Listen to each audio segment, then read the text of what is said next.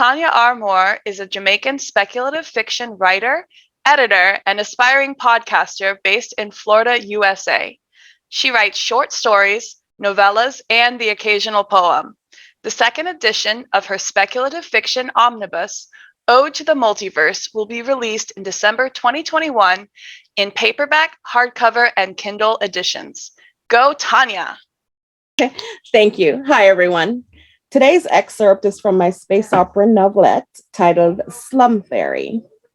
In this scene, Bex, a mercenary, and Sumida, descendant of the Star Chasers and future pilot of their ancient galaxy-hopping Leviathan ship, Hedera, are on the run from the minions of a man convinced that to rule the ship of wonders, he must enslave its pilot. Sumida looked upward, one hand shielding her eyes from something blinding only she could see. What's wrong?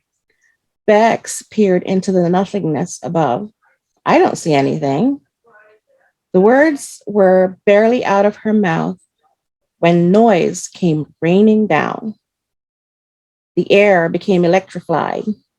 Flakes of starlight drifted down, swallowing the darkness. It was a trap. Sumida's head twisted slightly. But don't hate the Borgia. She said it as if she'd known this would happen all along, even though the Borgia were so friendly and had gladly given them shelter. Bex didn't know much about the insectoids. The only Borgia she met before today was 12th Ghost from Kelowna Tower. The dusty buzzer was as shifty as informant's guy. She learned long ago that he'd sell her out in a heartbeat without apologies. She always thought, though, that it was a trait unique to him, but maybe it was just good old Borgia rationale. Sumida's head tilted. The Borgia build catacombs in these old waterways, which become nests for their larvae. In the falling light, the Star Chaser was comically mucky, scared, and yet she smiled. And when she smiled, everything tilted. The girl was a menace, an irresistible and unbalanced wreck. Bex looked up again. So those shiny things falling toward us? Hungry Borgia babies, Sumida announced, sounding disgusted and fascinated at the same time. We're meant to be their first meal. She sank back down onto the seat of her craft. Not an entirely bad way to die. I can think of 1,000 other ways I'd rather die, Bex scoffed. The noise changed in tone, mechanical sounds harmonizing with the voracious buzzing. Great, Bex drawled. We're about to be shot or eaten alive. You might get shot, Sumida smirked. I won't. She kicked her flyer's motor into gear and torpedoed headlong into the oncoming horde. Weapons, fire, and curses erupted all around. Blood and ruined bodies rained down. Screams tangled together, human, alien, and machine. Her flyer swerved, crashing into Bex's. They both careened into the decayed pipeline. The brittle wall gave way, and they tumbled noisily inside. Wincing from the pain in her shoulder, Bex retrieved a small orb from her jacket's side pocket. When the orb began to glow in the palm of her hand, she called out their coordinates. Clang, she added, come and get me. One long mechanical arm lashed out from behind them. It ripped Bex's holster away before going for her neck. Her fingers clawed desperately at the appendage constricting her throat, and the vice around her neck tightened, cutting off her air supply. Her legs gave out. Every heartbeat hurt.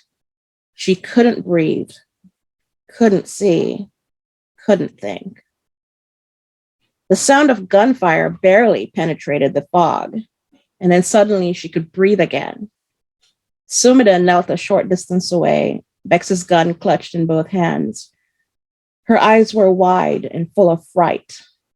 The mecha lurched sideways. Dead operator slumped over the controls. Bex crawled toward Sumida. You okay? Trembling, Sumida nodded, teeth clamped down on her lower lip. And Bex placed her palm atop Sumida's. Heavier than you thought, isn't it? Sumida nodded jerkily. Her silvery eyes brimmed with tears she couldn't shed. Bex tried to take the gun, but Sumida's grip tightened. She made a ragged sound, clutching the weapon against her stomach. Bex's bloody lip curved into a grin. Keep it. You sure as heck earned it.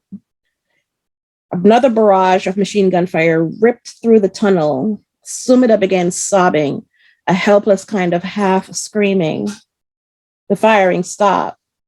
Bex dared to look up. The air cleared, revealing the familiar battered nose of a neat little spaceship. Clang! Bex yelled as a buggy-eyed, steely-skinned pilot alighted. Over here! Both so bloody, he declared in an anxious, delicate voice. The lanky fellow lifted both women, carrying them to his ship, each cradled in a pair of his spindly, quadruple-jointed arms. I am so sorry, Bex's voice broke. Clang, I'm so sorry if you die because of this. Clang stopped in his tracks. I will not die today, he said. Nor will you. His silvery head inclined toward Sumida. Nor will her. Thanks, everyone, for listening. Slum Fairy is one of the stories in my speculative fiction omnibus titled Odes to the Multiverse. A hard copy of the second edition, which will be released in late December, is up for grabs. And if you'd like a chance to win that copy, just complete the feedback form and select your preference at the end of the program. Thanks again.